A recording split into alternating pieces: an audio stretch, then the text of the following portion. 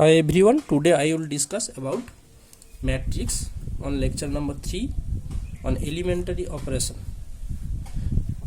আগের ক্লাসে আমরা র্যাঙ্কের ডেফিনিশন সম্পর্কে পড়েছিলাম, র্যাঙ্কের ডেফিনিশন এবং র্যাঙ্কের কিছু এক্সাম্পল স্কোয়ার ম্যাট্রিক্সের যেটা করা হয়েছিল। আজকে আমরা কিছু অপারেশন এলিমেন্টারি অপারেশন দিয়ে কিছু আমরা র্যাঙ্ক বের করব। তো এলিমেন্টারি অপারেশন কিভাবে হয় একটু বলে দিই।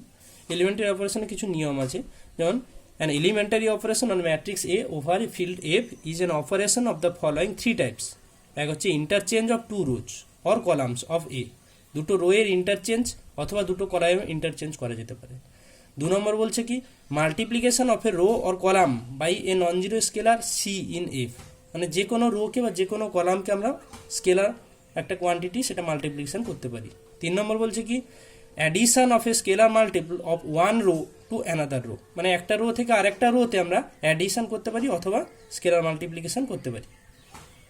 বলছে when apply to rows the elementary operations are said to be elementary row operation, মানে যখন আমরা রো এর অপারেশন করবো তখন আমরা এলিমেন্টারি রো অপারেশন বলছি, যখন আমরা কলাম অপারেশন করবো তখন আমরা কলাম অপারেশন বলছি, এলিমেন্টারি কলাম অপারেশন বলছি। এবার আসছি রো রিডিউসড ম্যাট্রিক্স। বলছে an M cross N matrix A is called row reduced if, এক নম্বর কন্ডিশন বলছে the first non zero element in a non zero row is one, যেটাকে বলছে লিডিং এন্ট্রি, ওয়ানটাকে বলা হচ্ছে লিডিং এন্ট্রি বা পিভট এলিমেন্ট বলা হয়। ফার্স্ট নন জিরো এলিমেন্ট মানে এই যে ম্যাট্রিক্সটা, এই ম্যাট্রিক্সের প্রথম যে এলিমেন্টটা সেটাকে আমরা বলছি মানে লিডিং এন্ট্রি। এই ওয়ানটা অলওয়েজ এটা এই জায়গাটা এই প্লেসটা অবশ্যই নন জিরো হতে হবে, ফার্স্ট নন জিরো এলিমেন্ট সেটা ওয়ান হতে হবে। দু নম্বর বলছে কি each common containing the leading one of the sum row has all other elements is zero. Each common containing the leading one, মানে যেটাতে কন্টেনিং ওয়ান করছে বাকিগুলো কিন্তু এলিমেন্টগুলো জিরো হবে। তার মানে এখানে দেখো এখানে ওয়ান আছে বাকিগুলো জিরো, এখানে ওয়ান আছে বাকিগুলো জিরো, এখানে জিরো জিরো ওয়ান আছে, তাহলে এটা একটা রো রিডিউসড ম্যাট্রিক্স। এক্সাম্পল দেওয়া আছে একই রকম, দেখো এটাও একটা এক্সাম্পল দেওয়া আছে রো রিডিউসড ম্যাট্রিক্স, কিন্তু এখানে ক্ষেত্রে দেখো এখানে নন জিরো জিরো রয়ে গেছে, তাহলে জিরো রয়ে গেছে মানে কিন্তু এখানে ওয়ান আছে, তাহলে আমরা রিপ্লেস করে এখানে ওয়ান নিয়ে আসতে পারি। তাহলে আলটিমেট এই জায়গাটায় আমাকে কি করতে হবে, ওয়ান নিয়ে আসতে হবে, ফার্স্ট যে এলিমেন্টটা রয়েছে তাকে ওয়ান নিয়ে আসতে হবে, নন জিরো ওয়ান নিয়ে আসতে হবে। Row reduced echelon matrix, an M cross N matrix A is said to be row reduced echelon matrix or row echelon matrix, এটাকে রো ইকোলন ম্যাট্রিক্স হয় অথবা row reduced echelon matrix if, এক নম্বর condition দেখো এ is row reduced, মানে আগের যে definition ছিল তার কন্ডিশনগুলো স্যাটিসফাই করবে।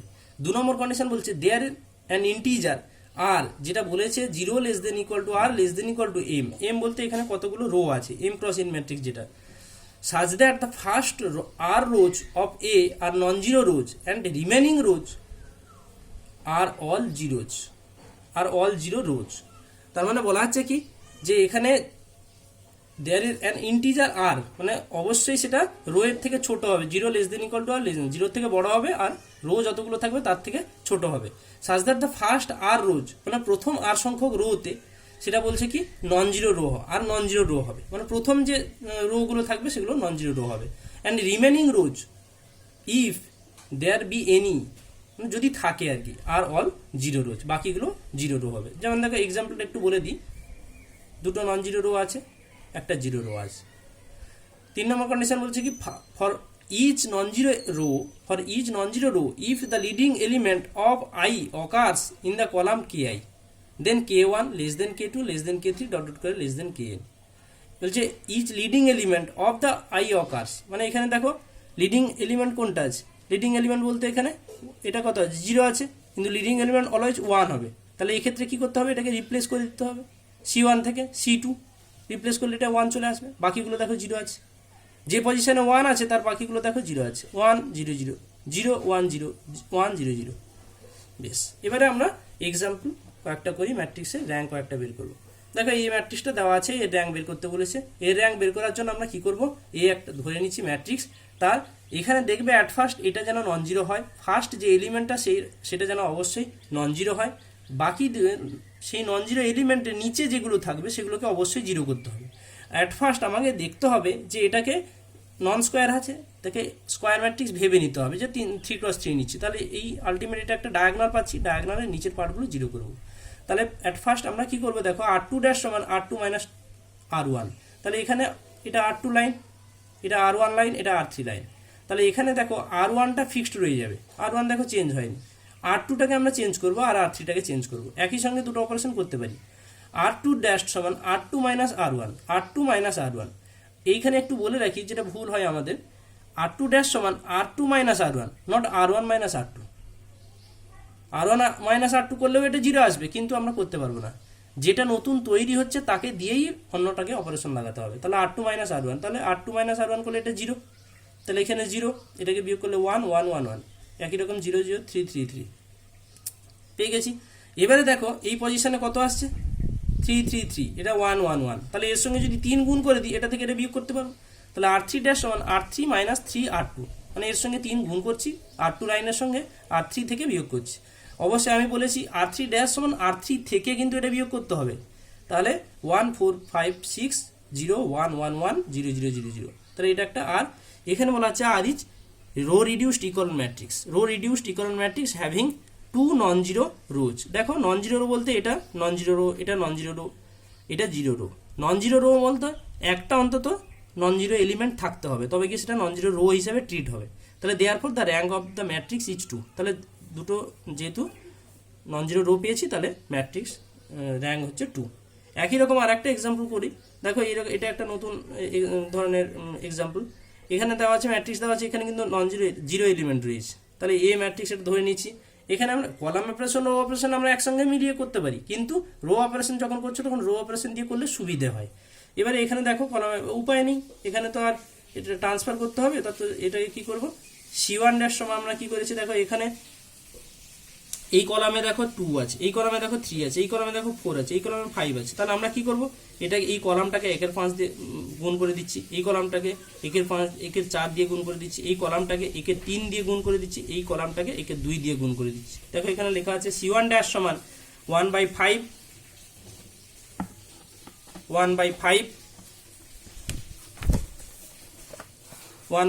C1, C2 ড্যাশ সমান 1/4 C2, C3 ড্যাশ সমান 1/3 C2, C4 ড্যাশ সমান হাফ ইন্টু C4। তাহলে এগুলোর সঙ্গে গুণ করে দিয়েছে, তাহলে সব পজিশনগুলো 1 চলে আসছে।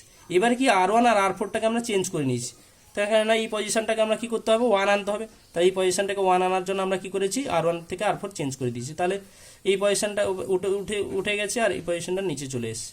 এবার আমরা কি করেছি, তাহলে এখানে 0 0 আছে, বাকি দেখো এইখানে আমরা 0 করব। R2 ড্যাশ সমান R2 মাইনাস R3 করেছি, R2 ড্যাশ সমান R2 মাইনাস R3 করেছি।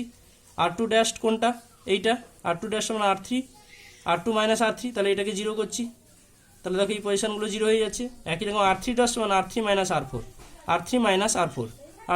R4 করতে দেখো এটা পেয়েছি। তাহলে এখানে দেখো এটা আইডেন্টিটি ম্যাট্রিক্স পেয়ে গেছি।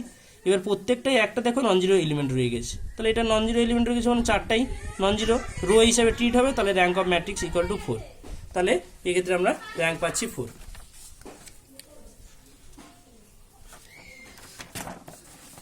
তবে এই ম্যাট্রিক্সটাকে আবার অন্যভাবে আমরা দেখাচ্ছি, দেখো অ্যানাদার মেথড বলছে A ইকুয়াল টু এই ম্যাট্রিক্সটা, তাহলে এটাকে আমরা এই ম্যাট্রিক্সের একটা ডেট ভ্যালু বের করতে পারবো। যেহেতু দেখো এখানে আমরা যদি 5 এর সাপেক্ষে যদি এক্সপান্ড করে দিই তাহলে আমরা 3x3 ম্যাট্রিক্স পেয়ে যাচ্ছি, 3x3 ডিটারমিনেন্ট পেয়ে যাচ্ছি। তাহলে এখানে 0 0 2 0 3 2 4 3 2, তাহলে এর ডেট ভ্যালু পাচ্ছি 4 × 3 × 2 equal to 120 not equal to 0। তাহলে সিঙ্গুলার ম্যাট্রিক্সের ক্ষেত্রে আমরা জানি কি সিঙ্গুলার ম্যাট্রিক্সের এটা নন সিঙ্গুলার ম্যাট্রিক্স, যেহেতু det value not equal to 0, non singular ম্যাট্রিক্সের র্যাঙ্ক যেটা হবে তার অর্ডার ম্যাট্রিক্সের অর্ডার সেম হয়ে যাবে। তাহলে এখানে এ যেহেতু নন সিঙ্গুলার ম্যাট্রিক্স অফ অর্ডার 4, তাহলে র্যাঙ্ক অবশ্যই 4। এক্ষেত্রে আমরা ইজিলি আমরা বের করতে পারবো। দুটো এক্সাম্পল থাকলো তোমাদের জন্য, তোমরা টাস্ক বাড়িতে করবে। The system of linear equation, next আমরা পার্ট পড়ছি the system of linear equation. কীভাবে সিস্টেম অফ লিনিয়ার ইকুয়েশনকে আমরা কীভাবে সলভ করবো। The system of M equation, মানে এমটা ইকুয়েশন রয়েছে উইথ এন আননোনস, মানে আননোন ভ্যারিয়েবলগুলো এনটা রয়েছে, আর a11 x1 a12 x2 plus dot dot plus a1n xn equal to b1, a21 x1 plus a22 x2 plus dot dot plus a2n xn equal two b2, am1 x1 am2 x2 dot dot করে plus amn xn equal to bm। তাহলে এটাকে 1 নম্বর নাম্বারিং করে দিচ্ছে। Since 1 can be written as ax equal to b, এই ফর্মটাকে আমরা ax equal to b আকারে লিখছি, যেখানে এটাকে 2 নম্বর নাম্বারিং করে দিচ্ছি। হোয়ার a equal to constant matrix, coefficient constant, এটাকে বলা হচ্ছে, এটাকে বলা হচ্ছে কনস্ট্যান্ট কোফিসিয়েন্ট, বিটাকে এক্সটাকে বলা হচ্ছে কি ভ্যারিয়েবল ম্যাট্রিক্স, বিটাকে বলা হচ্ছে কনস্ট্যান্ট ম্যাট্রিক্স। বা নোন ম্যাট্রিক্স, এটাকে আননোন ম্যাট্রিক্স, এটাকে নোন ম্যাট্রিক্স বলা হয়। The system of linear equation of the form 2 মানে এক্স ইকুয়াল টু বি, এটাকে বলা হচ্ছে নন হোমোজিনিয়াস সিস্টেম, এটাকে বলা হয় non homogeneous system. If B equal to 0 মানে X equal to G B, এটা স্মল বি লিখতে পারো, ক্যাপিটাল বি লিখতে পারো, যেভাবে ডিনোট করবে সেভাবে এটা লিখতে হবে। তাহলে এর ভ্যালু বি ইকুয়াল টু 0 হলে তাহলে এক্স ইকুয়াল টু 0 হয়ে যাচ্ছে, তখন এটাকে বলা হচ্ছে হোমোজিনিয়াস সিস্টেম। উপরেরটাকে বলা হচ্ছে নন হোমোজিনিয়াস সিস্টেম, এটাকে বলা হচ্ছে হোমোজিনিয়াস সিস্টেম। এবার আসছি অগমেন্টেড ম্যাট্রিক্স। অগমেন্টেড ম্যাট্রিক্স নিয়ে একটু বলে রাখি। অগমেন্টেড ম্যাট্রিক্সে এ বার দ্বারা ডিনোট করা হয়, অথবা এ সাফিক্সে বি, অথবা এ ক্যাপিটাল বি। তাহলে এ বার ইকুয়াল টু এই যে ম্যাট্রিক্সটা, এ ম্যাট্রিক্সটা যতদূর ছিল ততদূর থাকবে, সঙ্গে আর একটা কলাম যোগ হয়ে যাবে B one B2 dot dot BM, মানে বি ম্যাট্রিক্সটা আর একটা কলাম যোগ হয়ে যাবে, এটাকে বলা হচ্ছে অগমেন্টেড ম্যাট্রিক্স। এবারে নেক্সট চলে যাই solution type. Solution type for non homogeneous system. Solution type for non homogeneous system মানে এক্স ইকুয়াল টু বির ক্ষেত্রে আমরা কিভাবে সলভ করব। এক্স ইকুয়াল টু বির ক্ষেত্রে আমরা সলভ চলে যাচ্ছি, তিনটে সলিউশন পাবো, একটা ইউনিক সলিউশন পাই, একটা ইনফাইনাইট সলিউশন পাই, একটা নো সলিউশন পাই। তো ইউনিক সলিউশনের ক্ষেত্রে কিভাবে সলিউশন হয়, আর র্যাঙ্ক অফ এ আর র্যাঙ্ক অফ এ বার, মানে এ ম্যাট্রিক্সের র্যাঙ্ক, এ বারের র্যাঙ্ক, মানে অগমেন্টেড ম্যাট্রিক্সের rank equal to N. N বলতে অর্ডারটা, যতগুলো number of matrix, number of unknowns থাকবে, তাহলে এখানে সমান হয়ে যাবে। এটা হচ্ছে লেস দেন এন হয়ে যাবে, যতগুলো নাম্বার মানে নাম্বার অফ আননোনস থাকবে। আর এখানে হচ্ছে তোমার কি র্যাঙ্ক অফ এ আর র্যাঙ্ক অফ এ বারটা অসমান হবে, আনইকুয়াল হবে। তাহলে এই দুটো কেসকে আবার বলা হচ্ছে কনসিস্টেন্ট, আর লাস্ট কেসটাকে বলা হচ্ছে, সেটাকে বলা হচ্ছে ইনকনসিস্টেন্ট। এবারে কোশ্চেন করি, লেখো একটা সিস্টেম অফ লিনিয়ার ইকুয়েশন দেওয়া আছে, সেটাকে আমরা এ এক্স ইকুয়াল টু বি আকারে লিখেছি। এ হচ্ছে তার কোফিশিয়েন্ট ম্যাট্রিক্স 1 1 0 0 1 -1 2 1 4। তাহলে এখানে পেয়ে গেছি। অগমেন্টেড ম্যাট্রিক্স কি হবে, এ ম্যাট্রিক্স যা ছিল তাই থাকলো, সঙ্গে 4 1 7 আর একটা কলাম, তুমি এখানে ডট ডট দিতে পারো, নাও দিতে পারো। এবারে আমরা এলিমেন্টারি অপারেশন, রো অপারেশন লাগাবো। তাহলে এবারের ক্ষেত্রে রো অপারেশনটা লাগাচ্ছি। তাহলে দেখা যাক, এবার ইকুয়াল টু এটা দেওয়া আছে। অ্যাট ফার্স্ট আমরা এটা তো নন জিরো রয়েছে, তাহলে এর ক্ষেত্রে আমার প্রবলেম নেই। তাহলে এই ক্ষেত্রে আমরা কি করব, শুধু এটাকে জিরো করবো, এই তো জিরো রয়েছে, তাহলে এটাকে জিরো করব। কি করব, r3 ড্যাশ সমান r3 - 2 × r1, তাহলে এর ক্ষেত্রে বিয়োগ করব, এর ভ্যালু আমরা পেয়ে যাচ্ছি 0। তাহলে একই রকম অপারেশন করে এরপরে আমরা নেক্সট চলে যাচ্ছি। তাহলে এ রয়েছে, এটাকে আবার জিরো করব।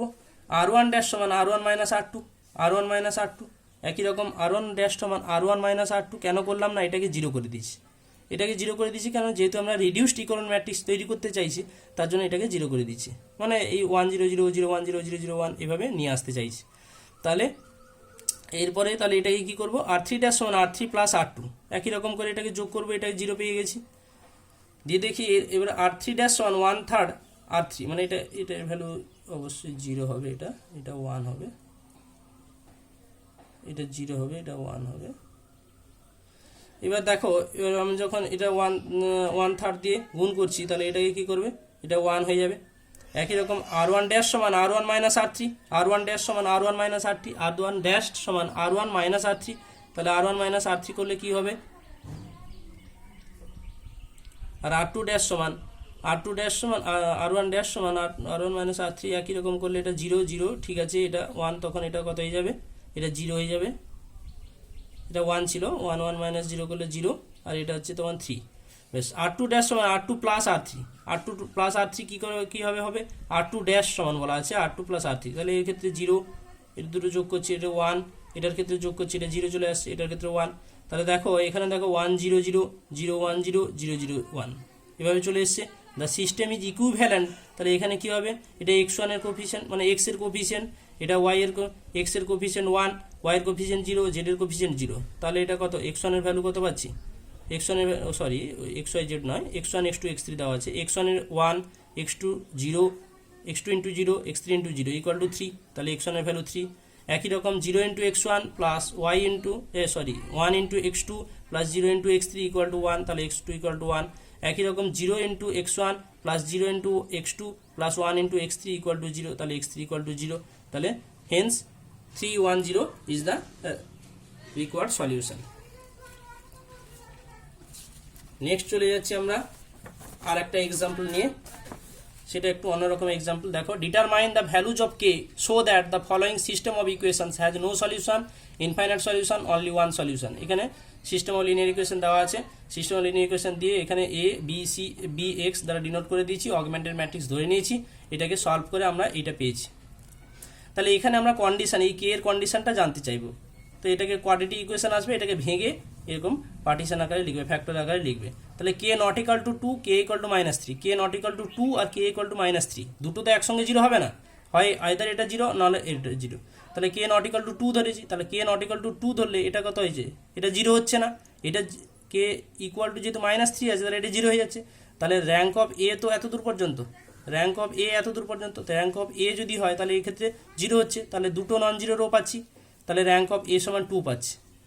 আবার কে ইকুয়াল টু যখন -2 বসি, নট ইকুয়াল টু 2 বসাচ্ছি, তাহলে এটা তো নন জিরো হচ্ছে, আর কে ইকুয়াল টু -3 বেলায় নন জিরো পাবো, তাহলে র্যাঙ্ক অফ এ বার সমান 3 পাচ্ছি। তাহলে দুটো নট ইকুয়াল টু পাচ্ছি, নট ইকুয়াল টু হওয়া মানে কি আমার নো সলিউশন।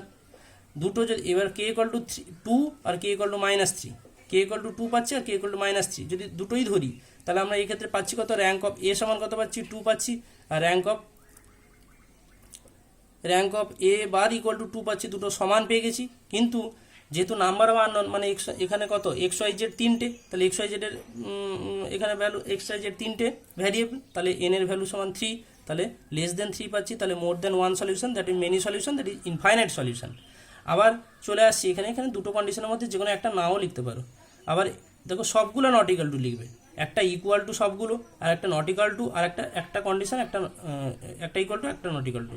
তাহলে এই ক্ষেত্রে নট ইকাল টু সব যদি হয় তাহলে র্যাঙ্ক অফ এ সমান 3 পাবো, র্যাঙ্ক অফ এবার এই যদি নট ইকাল টুই হয় তাহলে এই ক্ষেত্রে 3টে তো নন জিরো রো পাবো, তাহলে সেই ক্ষেত্রে র্যাঙ্ক অফ এ সমান 3, র্যাঙ্ক অফ এবারও 3, তাহলে এন সমান 3, তাহলে 3টে সমান হয়ে গেলে অনলি 1 সলিউশন পাবো, মানে ইউনিক সলিউশন পাবো। দুটো কোশ্চেন তোমরা বাড়িতে সলভ করবে। থ্যাংক ইউ, আজকে এই পর্যন্তই।